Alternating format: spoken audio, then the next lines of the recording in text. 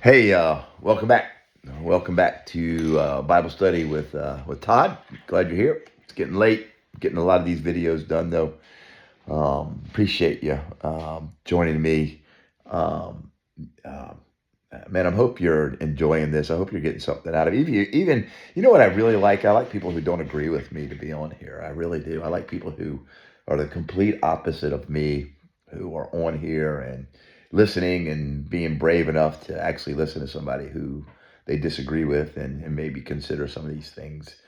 But if you agree with me or you like some of it or a lot of it, that's great too. I'm glad you're here and I want you to stick around. I'd like for you to subscribe to the channel. I want to get a bazillion subscribers on here. I want my teaching, or not my teaching, but the Bible teaching. I don't, there's better teachers than me, believe me. I just love doing it. Doesn't mean I'm good at it, right? Doesn't mean, I'm wearing my Mustang hat now, and I say that because when I said, I love teaching, it doesn't mean I'm good at it. I love Mustangs too, but I'm not a car guy, right? But I love Mustangs. I got one. I got a 1965 Mustang. I got one right here. Now this isn't my Mustang. I have one in the garage. Okay, I have a real one, but I got this little cast metal or one right here. That's this one's got a white interior. Mine is a black interior. And then, but anyway, my kids gave this to me just because I just love a 1965 Mustang. It's just awesome. It's the best car out there. Again, I'm not a car guy, but I love old classic cars. Cars built in the 70s were, man, they were the bomb. Every car today looks the same. I don't care if it's a Lexus or a Honda. They all look the same to me, and they're just boring. They're so boring. And and these old classics from the 60s and the 70s, man, wow, personality, you name it. It's just so. I came home from the hospital. I was born in 1965. That's why I like a 65 Mustang. I came home from the hospital in a 1965 pumpkin orange Mustang. Drove that thing in high school. I have no idea what happened to it, but anyway, man, I just think it's a cool car. So I got my Mustang hat on. I got my little Mustang behind me. I'm not going to take you up to the garage right now. It's late. No, man, my watch is dead. That's how late it is. My watch died. It's 11:30 at night on a Wednesday night, 29th of October, 2025. So anyway, it's late. So let's talk about Genesis chapter 1. Last time we dropped off on that third day of creation. We did. Let me back up for a minute. We did talk about. Remember, we talked about light and darkness and God creating light, but there was no sun, right? I want to read a verse to you. 2 Corinthians chapter 4. This is New Testament, right? 2 Corinthians chapter 4, 3-6. Apostle Paul, who hated Christians, hated religious person, Pharisee of the Pharisees, born of the tribe of Benjamin. And so he's got a good pedigree, and but his religion didn't save him. Jesus Christ did. So your religion ain't going to save you. Jesus Christ does. So he says this. He says this in 2 Corinthians chapter 4, the verses 3-6. Let me read this to you here, and bear with me. But even if our gospel is veiled, it is veiled to those who are perishing. In other words, those who don't believe, right? If you're rejecting Jesus Christ, it's going to be very hard for you to understand the things that the Bible is saying. If you're not open to it, if you're closed to it. Jesus even said that he'll give those who want it will get more of it. Those who don't want it will get less of it. Jesus was not.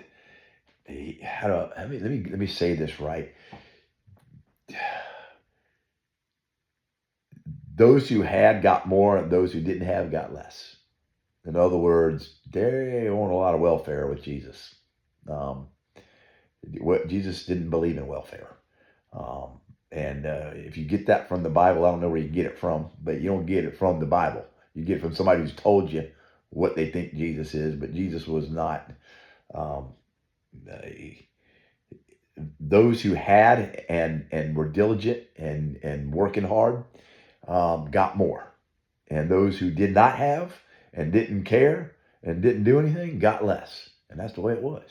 So there's something to be said about diligence. Um, there's a lot of people out there today who aren't very diligent, and then they're wondering why in the world they're broke. Well, there's a reason. So anyway, I'm off topic. Anyway, so um, it's veiled to those who are perishing, those minds whose minds the God, little g God, the God of this age, right? The God of this age has blinded, who do not believe unless the light of the gospel of the glory of Jesus Christ. So here's part of that light. It's the light of God that's shining there in Genesis chapter 1 prior to the celestial bodies. It's the for we do not preach ourselves, but Christ Jesus the Lord, and ourselves your bondservants for Jesus' sake. For it is the God who commanded light to shine out of darkness. And he is making a reference. Paul is making a reference all the way back to Genesis chapter 1 when God brought forth light out of darkness before the sun was created here. So, for it is the God who commanded the light to shine out of darkness, who has shown in our hearts to give the light of the knowledge of the glory of God in the face of Jesus Christ. So that light that we're seeing there in Genesis chapter 1, when he said he created light, he brought forth light, is the glory of God, right? So when you and I get to heaven, that light that's gonna shine throughout heaven is the glory of God. So I just thought I'd share that with you, right? So we're continuing on. Excuse me. In the book of Genesis, we talked, the first day, the firmament, the sky is created. He puts the big, he puts a gap between the ball of water and the canopy of water, right? And they call that's the first heaven. All right. And so he did that. And then the third day, land is divided from the sea. Plants and all types of vegetation are created to sustain life. So that's done. And then as we get down into verses 14 through 19, the fourth day of creation, right? So we have the fourth day. Then God said, let there be lights in the firmament of the heavens. So now we're going to get some celestial bodies here. Day 4, right? So day 1, light comes, but it was not till day 4 that we're actually going to get the light in the sky, okay? And he said, so let there be lights in the firmament or the sky of the heavens to divide the day from the night. So the first purpose of these lights, celestial bodies, is really for in general time, okay, day, night. And let them be for signs and for seasons. So they're for signs, right? Not zodiac signs, right? There's a whole lesson I have on zodiac signs and their original meaning from Virgo to Leo, right? 12 of them, 12 because there's 12 months, 12 zodiac signs. And in the original Hebrew, those zodiac signs paint the story of the gospel. They're not horoscopes. We have how we have corrupted things, right? This is the God of this world, little g God of this world. That's what Paul is referring to, right? But the gospel is written in the skies. God has given you and I every opportunity to see him. We just ignore it, right? So it says, let them be for signs and seasons. So a couple things here, right? For time, day, night. It separates day and night. And then the celestial bodies indicate day, night, and then signs, right? And the primary sign is the gospel story. Um, Hopefully I'll do that lesson. Maybe I'll include that in here somewhere, but not tonight. I just don't have the time, right? Somebody remind me. I want you to somebody comment as we go down. Say, hey, don't forget about that signs lesson, the zodiac lesson, right? Don't forget that lesson, Todd. It's really neat. It's a cool lesson, right? It's kind of where I believe that Jesus was born about September, right? So, um, I derive it from that lesson. Well, from the signs, not the lesson, but you get it. Signs, and for seasons, obviously, the seasons are defined by celestial bodies, and for days and for years, and let them be for lights in the firmament of the heavens to give light on earth. Right. So there's this light that's given in general and in the first couple of verses there, and then it's going to be the light for the earth is primarily from the sun, and it was so. Then God made two great lights, the greater light to rule the day, that would be the sun, and the lesser light to rule the night. He made the stars also. Yeah, I love that. And he did that too, right? It's like it's no big deal. Oh, and he made the stars also. Um, God can crush you in a heartbeat. He could crush me. If he wanted to come down, he could turn me into a grease spot. Boom, you're done, Todd. Right? If he could just say, oh, and he created the stars also. No big deal. Yeah. Who do we think we are? Yeah. Why are we so arrogant? Why are we so prideful? We're nothing. Absolutely nothing. But he made the stars also. Right? God set them in the firmament of the heavens to give light on the earth, rule over the day and over the night, and to divide the light from the darkness. And God saw it was good. So the evening and the morning were the fourth day. So we have signs and seasons and day and night and all kinds of good stuff there that we're getting. God is balancing the ecosystem out here with these heavenly bodies, and obviously the moon is going to impact the oceans and all of those things. I love going to the beach and looking at the tide schedules and the moon, and just I'm infatuated with just how God has so designed things. We are such fools to believe that all this came from evolution. Can you imagine? God is probably laughing at us going, you are fools to believe that all this just happened by chance. Yeah, he's laughing at us. And anyway, no.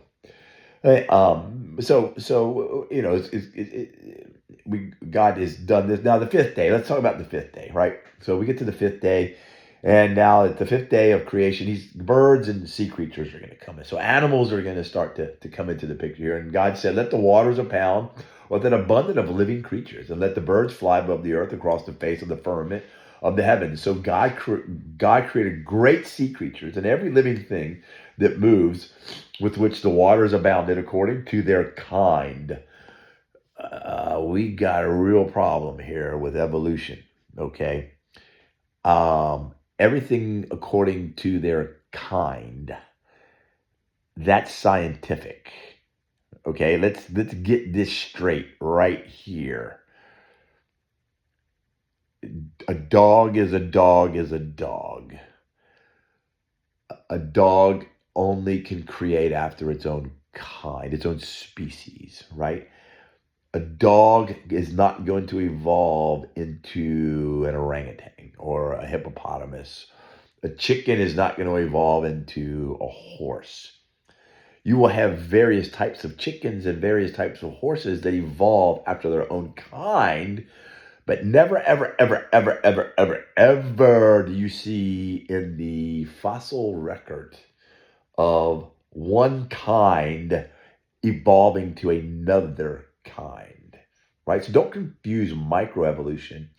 So what Charles Darwin did is he looked at microevolution, birds evolving within their species, not outside their species. And he made this huge leap to say that evolution can then translate to species evolving outside of their species. In other words, chickens become horses, fish become hippopotamuses. I'm being silly a little bit there, but that's the gist of it, right? And nowhere in the fossil record do you find that anywhere, ever. And if you do find it, if they say they found it, it's just a wild guess, right? It's just a guess. They're just guessing. They're making this huge leap from one to another with no evidence. So stop saying that we evolved from all these. It's stupid. It's dumb. It's not scientific. It's not Bible. It's not scientific. There's nothing that supports any of it. So, do fish evolve with any fish species? Yes. Do horses evolve within a horse species? Yes. But they don't evolve to another type of animal. Again, God is laughing at us, going, "You are the biggest fools out there," right? So, anyway, I know these are just things that irritate the snot out of me, that we believe that there's no evidence for it. But the science says, no, science doesn't say that. The science presents evidence. Scientists say that because they're idiots. They're drawing these wild conclusions based on no evidence. It's foolish. Anyway, let me get off my soapbox, right? So he creates the sea creatures, every living thing that moves, with which the waters abounded according to their kind. Science. Stop believing science fiction. And every winged bird according to its kind.